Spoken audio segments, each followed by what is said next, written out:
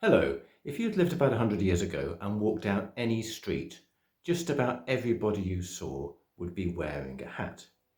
If you went back another 100 years, 200 years, 500 years, the story would be pretty much the same. Regardless of the age, regardless of the season or the social class of the people, very few of them would have been walking around bareheaded. My grandparents were born at the end of the 19th century, and as a child I remember that they rarely left the house without a hat on. They were not rich people, they lived in a council house near Birmingham, but my grandmother especially would never have dreamt of leaving the house without a hat, or at the very least a headscarf. Naturally, the summer headwear was lighter than the winter headwear, but she wore a hat nonetheless. I seem to remember my grandfather always wore a flat cap all year round. So my question is, why is this not the case today? Sure, both in hot climates and even more so in frigid climates, there are people who wear hats, but not everyone. I'm from a Western country, so I'm focusing on the transformation here, but by and large the situation seems to have been the same in most parts of the world.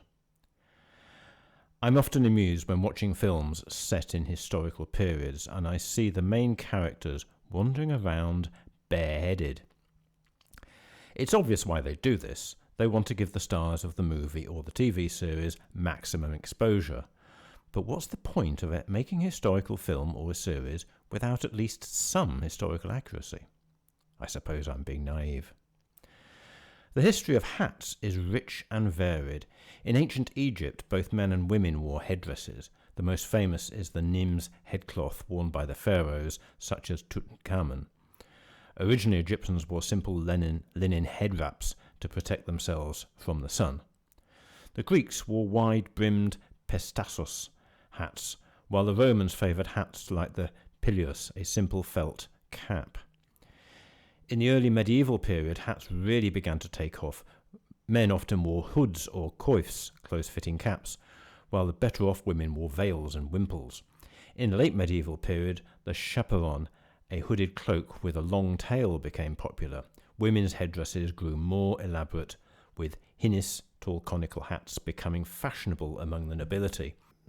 Naturally, the type of hat you wore was determined by the class you were from, and in many European countries in medieval times there were laws called sumptuary laws which determined who could wear what.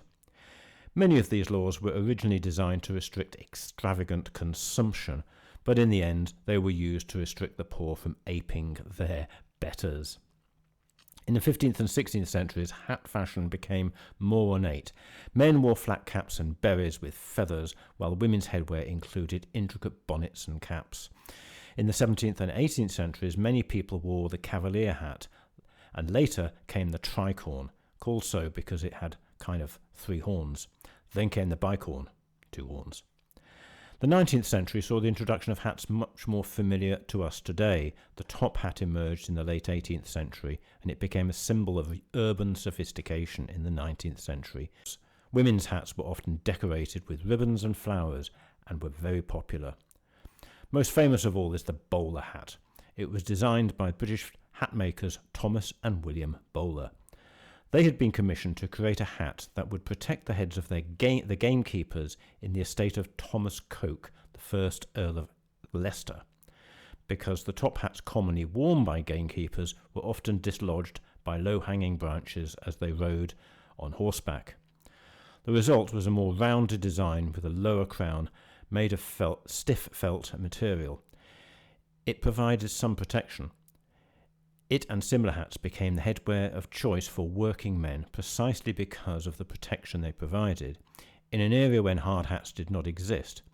The bowler hat spread all over the world. It spread toward America, where it was known as the derby. In fact, it was the most common headwear in the American West. Not the Stetson, as the filmmakers would have you believe. I know. I can't help having a dig at filmmakers, but they are such easy targets. In the 20th century, the bowler hat took over from the top hat as the headwear of choice for many urban businessmen and professionals. This is the image that the bowler hats have today. The English gentleman with the bowler hat and the rolled umbrella, and probably a newspaper, going to work in a city like London. This image was out of date even when I was young, and that's going back a few years. The 20th century saw the birth of the fedora, which was originally a woman's hat. The cloche hat became popular in the 1920s. I remember one of my grandmother's sisters wearing one of these still in the 1970s. I haven't spoken about military headwear. Suffice it to say that throughout history, soldiers have been influenced by fashion just as much as their civilian counterparts. So what happened in the 20th century? Why did hats suddenly almost die out? Not completely, but to a large extent. Let's first consider why people wore them in the first place. The obvious answer was to protect themselves from the cold in the winter and the hot in the summer. But this is not the full story. Throughout history, hats have served as a fashion statement, an indicator of social status, a badge of your occupation, or as a cultural identity. Here are some of the reasons why the popularity of hats declined. Throughout the 20th century, particularly after World War II, there was an important shift towards more casual and relaxed dress. So hats as a symbol of class and status were less important.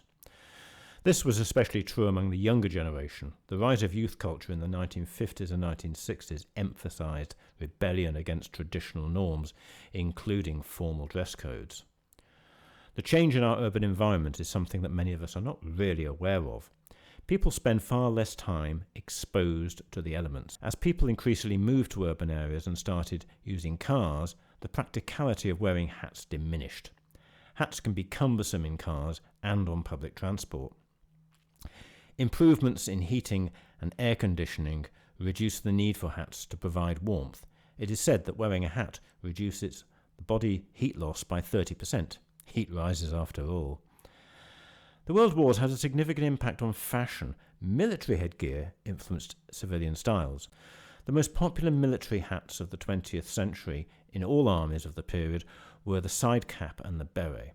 The reason was that they were easy to store when soldiers swapped them for helmets. This might explain the continued survival of the ubiquitous baseball cap. You can fold it and stick it in your pocket. Try doing that with one of these. As usual, celebrities had an influence. J.F. Kennedy famously went about bareheaded, and this caused a few raised eyebrows. In the 1960s, going bareheaded became associated with modernity. Women's hats had always been more complex and restrictive. The women's liberation movement of the 1960s and 70s indirectly promoted practical and less restrictive clothing, and hats became less of a daily requirement. All this had an economic impact. The cost of producing high-quality hats and the decline in demand led to many hat manufacturers to close down. This reduced the availability, further contributing to the decline in hat wearing. It was a vicious circle. Improvements in hair care products and services made people more interested in showing off their hairstyles. Why spend a fortune at the hairdressers or the barbers just to cover the end result with a hat? While hats have not completely gone out of fashion, their role and significance have changed. They are now more often worn for specific occasions and functional purposes like sun protection or sports. They are also popular on special occasions. If you go to a lot of British weddings or horse races, there are hats everywhere. Luckily, hats can be hired these days. While I understand why hat wearing has declined, I do feel a little bit sorry. It's as if we've lost something.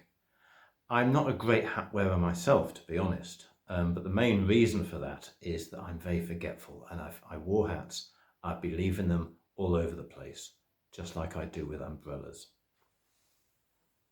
Bye for now.